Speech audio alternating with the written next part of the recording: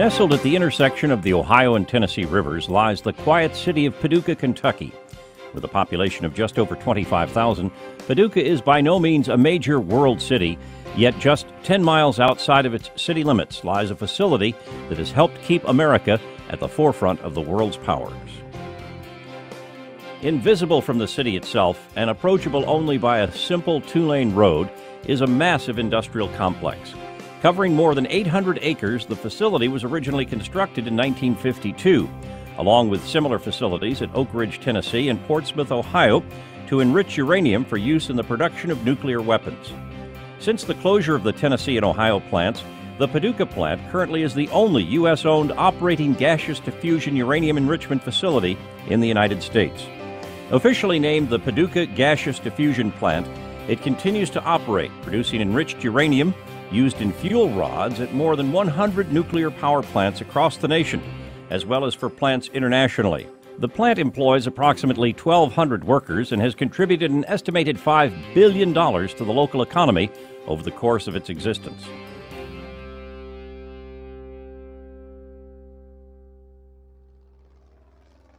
On December 8, 1941, residents of Paducah awoke to learn that the Japanese had attacked Pearl Harbor. America was at war. Like the rest of the nation, Paducah rallied to support the war effort. Husbands, fathers, and brothers went to fight, while women took their places in the factories at home. When war was declared, the people of Paducah received word that Kentucky Senator Alben Barkley had helped to secure a $30 million contract to build a munitions plant in northwestern McCracken County, just outside of Paducah. The land needed for this facility required 250 families to hastily pack up their belongings and find new homes. Though few wanted to move, the government gave them 10 days' notice before evicting them from the land. Families were forced to live in tents, garages, and coal sheds until permanent accommodations could be acquired. Although many families were forced to relocate, the money brought in by the project proved very beneficial to the area. $20 bills instead of $1 bills began circulating among the people. During the next 7 months, 6,000 workers aided in facility construction, and the plant was finally completed in April 1943. Known as the Kentucky Ordnance Works, the facility was the largest TNT manufacturing plant in the world, producing 393 million pounds of TNT during the war. Its 6 lines produced TNT and concentrated sulfuric acid for use in bombs, mines, torpedoes, and other munitions. The plant was virtually self-sufficient with its own cafeteria, hospital, laundry, steam plant for electricity, railroad with 16 miles of track, and water and sewer systems. The water system was considered the best in Kentucky and is still in operation, supplying millions of gallons of water per day to the PGDP. The close of the war meant the close of the munitions plant. Soon, Paducah was left with hundreds of unemployed citizens and a large empty facility. In addition, the government ordered the land not to be used for anything for fear of a fire or explosion from any possible TNT residue. In 1938, scientists at the Kaiser Wilhelm Institute in Berlin split a uranium atom, thus trailblazing the way for nuclear fission and paving the way for atomic weapons. A small group of refugee physicists who had fled Europe recognized the dangers that could arise from the Berlin experiments. These scientists knew that given sufficient time and resources, Nazi Germany would be able to create a superweapon, an atomic bomb. In the summer of 1939, 3 of these scientists approached Albert Einstein and asked him to write a letter to President Roosevelt explaining the dangers. This letter led to the creation of a secret uranium committee and ultimately to the creation of the Manhattan Project on August 13, 1942. As American scientists pursued the creation of an atomic bomb, they eventually realized that a uranium-enriched bomb was their best option. Scientists determined that in order to make an atomic bomb, they would need 64 kilograms of uranium-235. However, in 1942, such an amount did not exist anywhere in the world. Therefore, scientists decided they must develop a way to enrich natural uranium to produce the necessary 64 kilograms of uranium-235. A uranium enrichment facility was erected in Oak Ridge, Tennessee, to find the most effective method of achieving this goal. Eventually, scientists were able to enrich enough uranium for use in a nuclear weapon. After defeating Nazi Germany using conventional weapons and with atomic weapons now at its disposal, American actions brought a quick end to the Allies' war with Japan.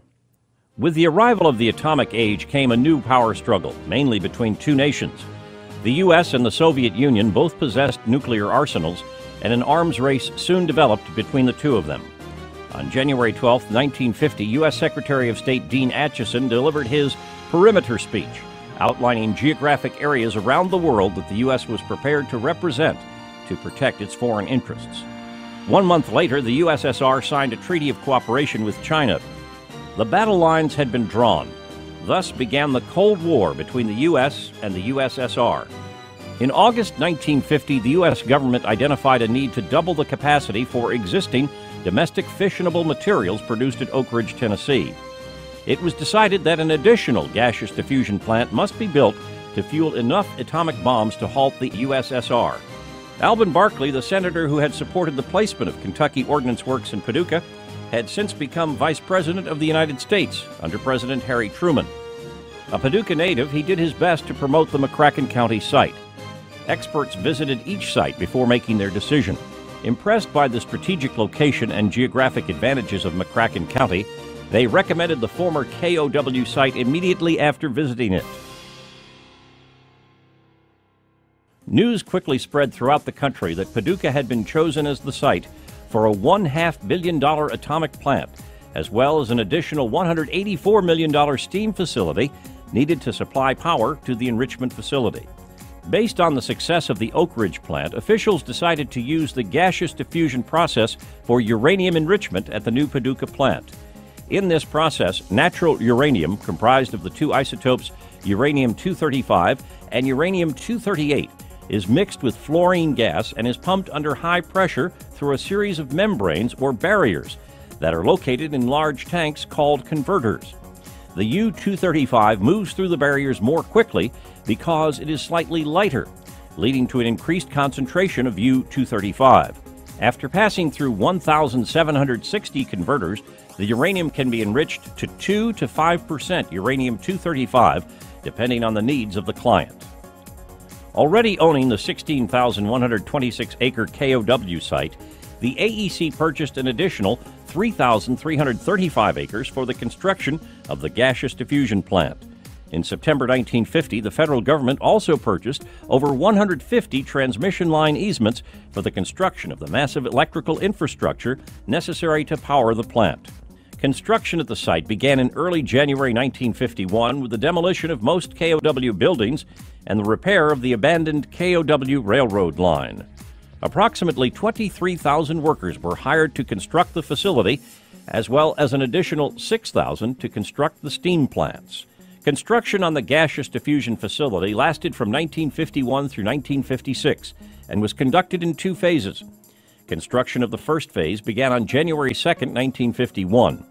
Once the old KOW buildings were demolished and the railroad repaired, a number of new buildings were erected.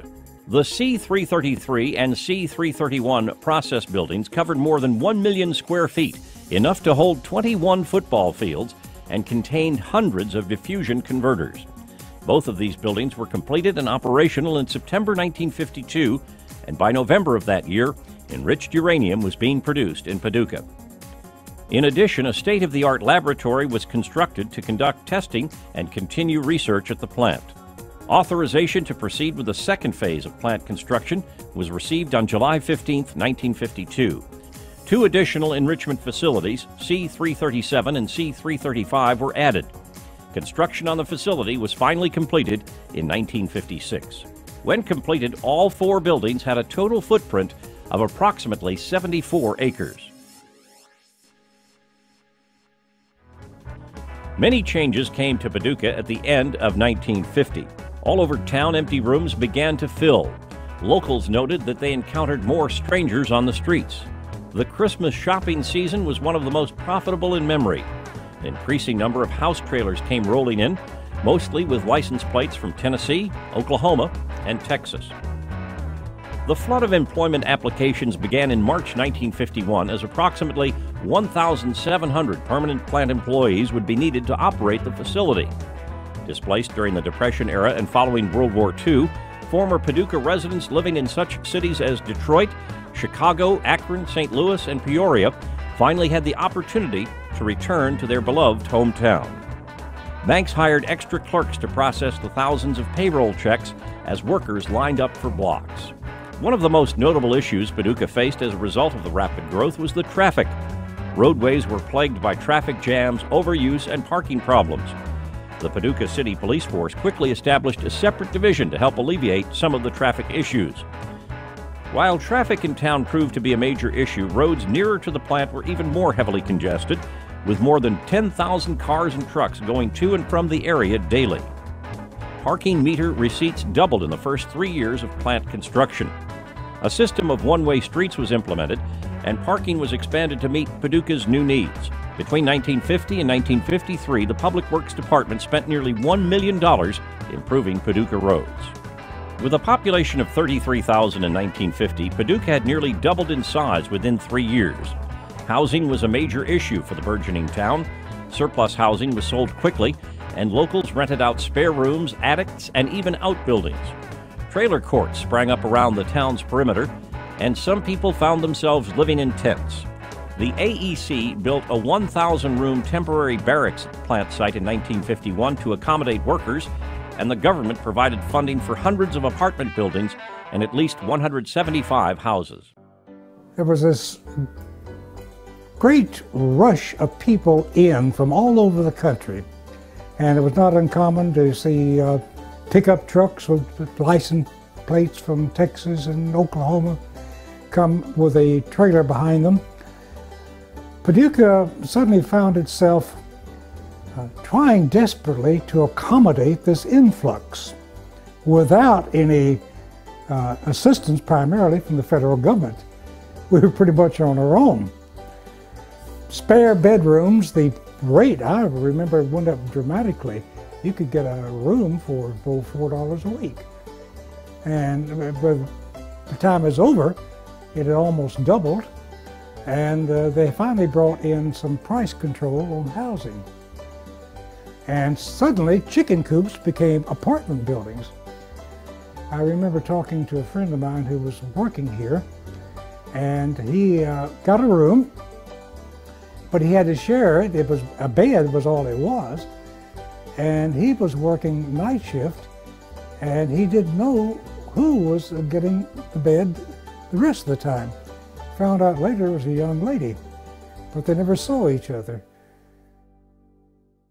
Demands on the plant and the employees were high, given the requirements of the Cold War. Work was difficult, production schedules were challenging, and the plant environment was often hot, loud, dirty, and laden with noxious fumes. Despite these conditions, people flocked for jobs at the plant, as it provided some of the better-paying jobs in the local area, if not the multi-state region. Workers believed that the mission of the plant was important to national security, and they worked hard to meet expectations. Accordingly, being an employee of the plant engendered respect. Many of the plant's original operators and workers were military veterans who viewed the opportunity to work at the plant as a way to continue their service to the country. There was civic pride in the fact that Paducah was the location of a facility that played such an important role for the nation. To be hired, prospective employees needed first to obtain security clearance. The first step in getting a clearance was to fill out a personnel security questionnaire which detailed their lives since birth. After successful investigation, clearance was granted and a badge was processed. This badge was to be worn at all times while inside the fence. Due to the high security concerns, employees were not permitted to talk about their job, even with other plant personnel, except on a need-to-know basis. Every worker entering the plant had to be granted access by a guard. Every vehicle entering or leaving the plant had to pass through a checkpoint. The Paducah plant, in many ways, is a small town in itself. It has fire and security departments, water and sewage treatment facilities, and a steam plant to provide heat throughout the facility. A medical facility staffed by a doctor, physician's assistant, and nurses has provided medical services to plant employees since the plant was built. Fire department employees have provided 24-hour coverage for any medical or process emergency which might arise. Management has continued to upgrade equipment through the years, donating equipment to local community volunteer fire departments. The plant has dedicated trained emergency squad members in addition to fire department personnel. These volunteers attend monthly training sessions and respond with the fire department to all types of plant emergencies.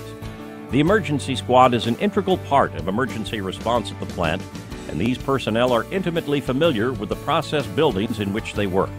Members of the broader community outside the plant also have benefited from the training provided to fire department personnel and the emergency squad. The plant actively supports its neighbors in emergency situations and has responded to numerous vehicle accidents on the plant access road. Over the years, several companies have managed the plant. These include Union Carbide, Martin Marietta, and the United States Enrichment Corporation, or USEC.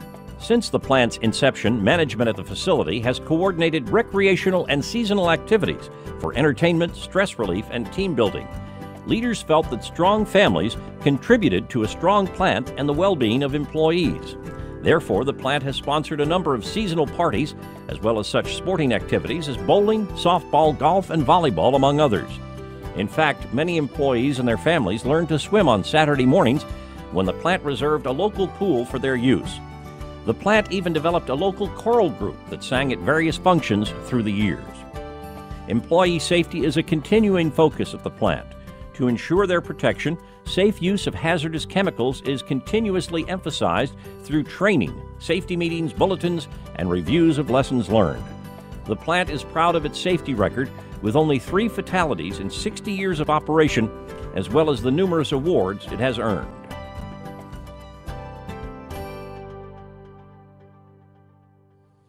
In the 1960s, the mission of the plant shifted to a commercial focus as nuclear energy emerged as an important power source.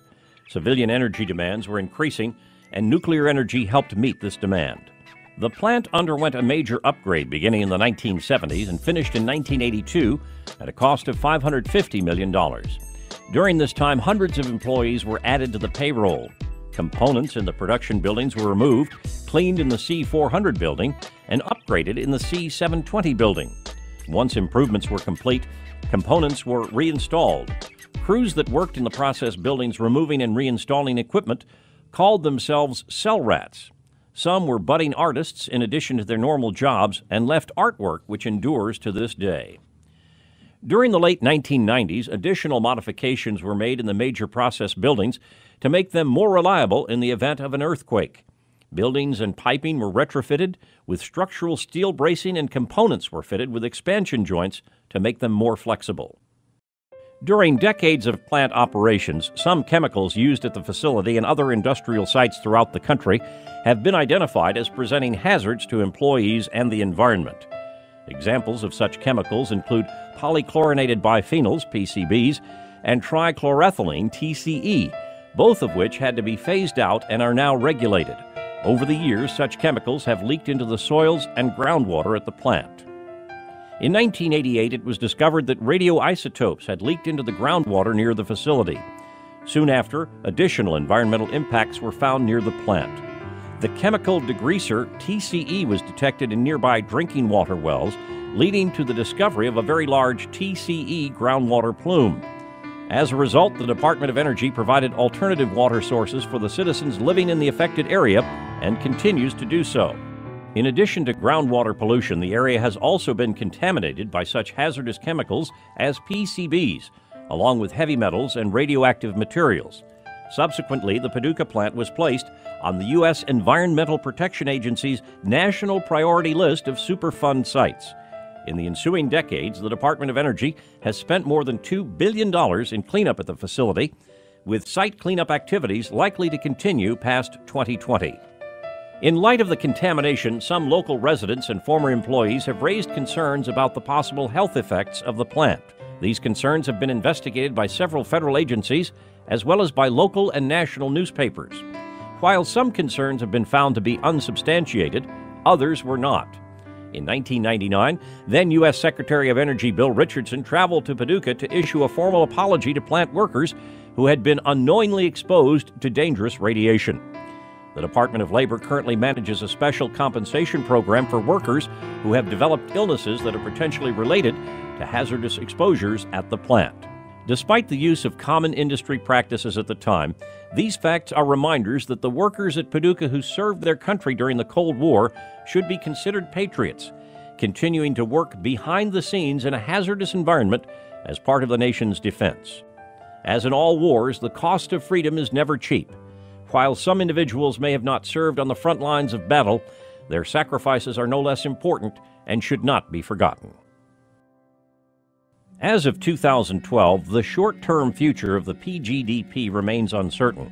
More cost-efficient methods of enriching uranium, such as centrifuge technology, use far less electricity and have replaced gaseous diffusion. One pending proposal is to construct a new $3.5 billion American Centrifuge Technology and Manufacturing Center in Portsmouth, Ohio, to replace the gaseous diffusion process occurring in Paducah. In the meantime, elected leaders in the community continue to work to identify the site's next mission. Regardless, future cleanup by DOE is expected to continue into the future. While the focus of the PGDP site may soon change, the proud tradition and rich heritage established there will continue as the Paducah community continues to work toward making the site a valuable asset to the local, state, and world economy. The Paducah Gaseous Diffusion Plant was constructed in a time when national leaders perceived an immediate threat to national security. The plant was constructed in record time and built from specifications from some of the most brilliant engineers this country had to offer. To the credit of the construction workers, design engineers, and plant employees, the plant has successfully stood the test of time. In 2012, it is still producing enriched uranium to power 20 to 25% of the nation's electricity. While there have been environmental and health costs associated with the plant, the facility also has provided significant financial support to workers, their families, and the community over the decades. Economic stability unknown to this area before the plant's construction has contributed greatly to the community's prosperity. It is estimated that the Paducah Gaseous Diffusion Plant has contributed approximately $5 billion to the local economy during its existence. In addition, the plant itself has contributed millions of dollars to various charities over the years. With over 1,200 workers, the plant is a proud symbol of the Paducah community and a testimony to the sacrifice of its citizens in defense of the liberties that American citizens continue to hold dear.